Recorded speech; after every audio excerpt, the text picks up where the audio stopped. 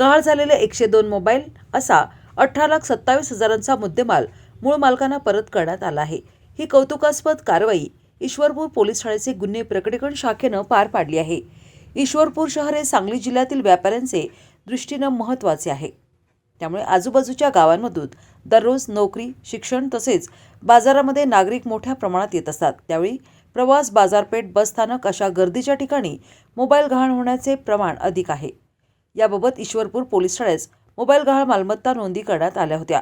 Police निरीक्षक सोमनाथ वाघ आणि त्यांचे गुन्हे प्रकटीकरण पथकानं अशा गहाळ झालेल्या मोबाईलबाबत तांत्रिक माहिती प्राप्त करून महाराष्ट्र राज्यातील विविध जिल्ह्यातून तसेच बाहेरच्या राज्यातून एकूण 102 मोबाईल हँडसेट तब्बल 18,27,000 रुपये किमतीचे मोबाईल शोध घेऊन त्यांच्या मूळ मालकांना परत केले आहेत। मोबाईल परत मिळाल्यामुळे मोबाईल धारकांकडून ईश्वरपूर पोलिसांच्या कामगिरीबाबत समाधान व्यक्त केलं जात आहे।